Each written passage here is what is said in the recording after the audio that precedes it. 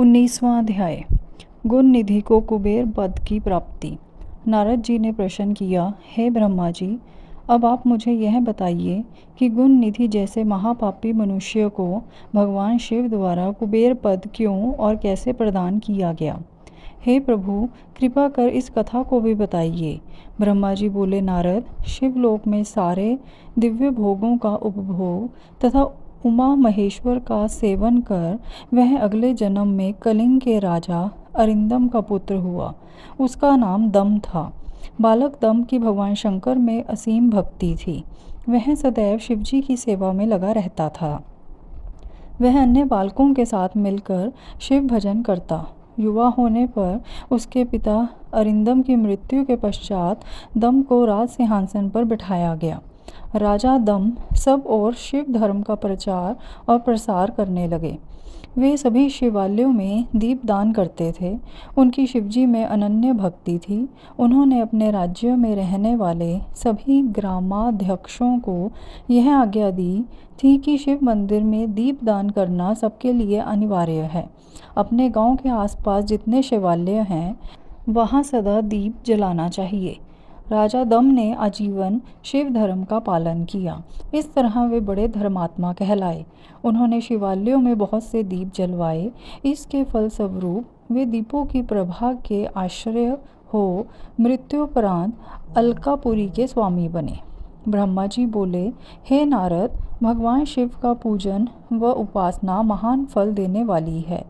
दीक्षित के पुत्र गुण निधि ने, जो पूर्ण अधर्मी था, भगवान शिव की कृपा पाकर दिक्पाल का पद पा लिया था। अब मैं तुम्हें उसकी भगवान शिव के साथ मित्रता के विषय में बताता हूँ। नारद, बहुत पहले की बात है। मेरे मानस पुत्र पुलस्त्य से विश्रवा का जन्म हुआ और विश्रवा के पुत्र कुबेर हुए। उन्होंने पूर्व काल में बहुत कठोर तप किया। उन्होंने विश्वकर्मा द्वारा रचित अलकापुरी का उपभोग किया। मेघवाहन कल्प के आरंभ होने पर वे कुबेर के रूप में घोर तप करने लगे। वे भगवान शिव द्वारा प्रकाशित काशीपुरी में गए और अपने मन के रतनमय दीपों से 11 रुद्रों को उद्बोधित कर वे तन्मयता से शिवजी के ध्यान में मगन होकर निश्चल भाव से उनकी उपासना करने लगे। वहाँ उन्होंने शिवलिंग की प्रतिष्ठा की। उत्तम पुष्पों द्वारा शिवलिंग का पूजन किया। कुबेर पूरे मन से तप में लगे थे। उनके पूरे शरीर में केवल हड्डियों का ढांचा और चमड़ी ही बची थी। इस प्रकार उन्होंने 10,000 वर्षों तक तपस्या की। तत्पश्चात भगवान शिव अपनी दिव्य शक्ति उमा के भव्य रूप के साथ कुबेर के पास गए। अलकापति कुबेर मन को एकाग्र कर शिवलिंग के सामने तपस्या में लीन थे। भगवान शिव ने कहा, अलकापते, मैं तुम्हारी भक्ति और तपस्या से प्रसन्न हूँ। तुम मुझसे अपनी इच्छा अनुसार वर मांग सकते हो। यह सुनकर जैसे ही कुबेर ने आंखें खोली तो उन्हें अपने सामने भगवान नीलकंठ खड़े दिखाई दिए। उनका तेज सूर्य के समान था। उनके मस्तक पर चंद्रमा अपनी चांदनी बिखेर रहा था। उनके तेज से कुबेर की आंखें चौंधिया गईं। तत्काल उन्होंने अपनी आंखें बंद कर लीं। वे भगवान शिव से बोले, भगवान, मेरे नेत्रों को वह शक्ति दीजिए जिससे मैं आपके चरणारविंदों का दर्शन कर सकूं। कुबेर की बात सुनकर भगवान शिव ने अपनी हथेली से कुबेर को स्पर्श कर देखने की शक्ति प्रदान की। दिव्य दृष्टि प्राप्त होने पर वे आंखें फाड़ फाड़ कर देवी उमा की ओर देखने लगे। वे सोचने लगे कि भगवान शिव के साथ यह सर्वांग सुंदरी कौन है। इसने ऐसा कौन सा तप किया है जो इसे भगवान शिव की कृपा से उनका सामीप्य रूप और सौभाग्य प्राप्त हुआ है। वे देवी उमा को निरंतर देखते जा रहे थे। देवी को घूरने के कारण उनकी बाईं आंख फूट गई। शिवजी ने उमा से कहा, उमे, यह तुम्हारा पुत्र है। यह तुम्हें क्रूर दृष्टि से नहीं देख रहा है। यह तुम्हारे तप बल को जानने की कोशिश कर रहा है। फिर भगवान शिव ने कुबेर से कहा, मैं तुम्हारी तपस्या से बहुत प्रसन्न हूँ।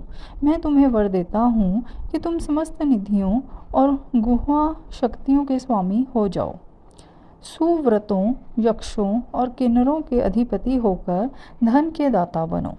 मेरी तुमसे सदा मित्रता रहेगी और मैं तुम्हारे पास सदा निवास करूँगा, अर्थात तुम्हारे स्थान अलकापुरी के पास ही मैं निवास करूँगा।